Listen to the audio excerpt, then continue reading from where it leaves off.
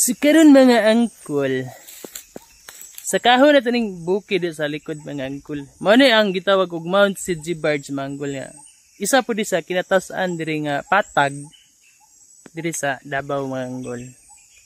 So si Miluya man yung angkol karon ato nin subidahon mga angkol.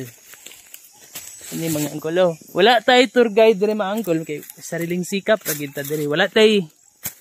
Walay Sherpa diri mga angkol ha dili pareha sa Mount Everest nga. Napay Sherpa nga moalalay mga angkol nya.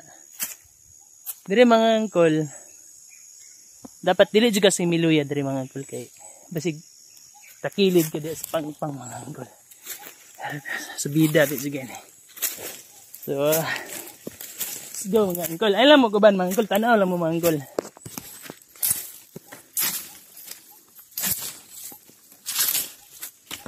Anay kahoy diri mga angkol na. Saning kahoy ya mga angkol. Kini, kaila man ni mga angkol?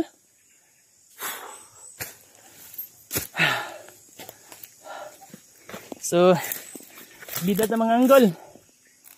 Bidahon na to ni. Kaya kay ni. Lubi mga angkol. Ito mag padung man ma.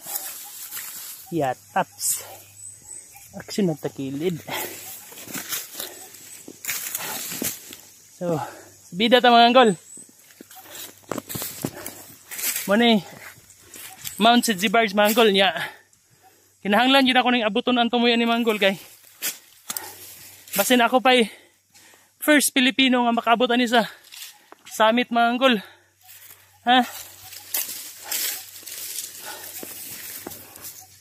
Mag-usa na ta ka minuto nga ni subida day mga angkol. Mag-usa, 2 minutos na di, ay, 2 minutos na karay! So, mga angkol, na kita sa mga 10 meters above sea level mga angkol. Sobra na po siguro kay pang naman kayo ng mga angkol. Naman yung mga angkol. So na.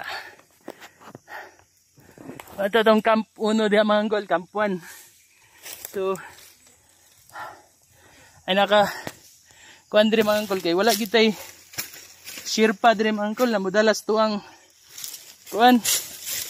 Modalas to ang paraphernalias.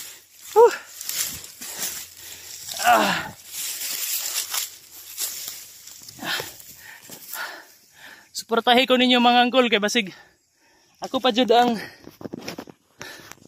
pinakaunang Dabawinius nga magkasubida sa makasamit ani mga angkol. Pila na lang kami terus mga angkol babot kita sa tumoy. Pero ang agianan dili basta-basta. Grabe ka tuk-tuk mga angkol. Nya napay mga kamo kumpiyansa sa avalanche mga angkol. Kay once na maigo kag avalanche kana matakilid ka tawag na avalanche.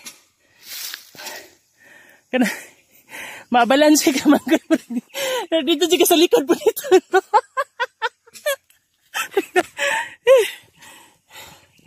Nanglan gyud diri ang tiyaga mga angkol kay avalanche diri mga angkol.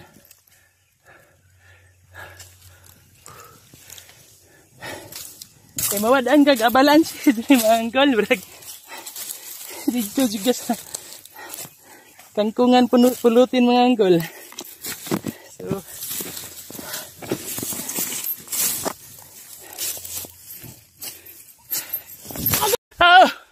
mga angkol, naabot yun na doon summit mga angkol. Grabe. Taas noon ako iwagay-way ang ako labunon mga angkol. Naabot yun ako ang babaw.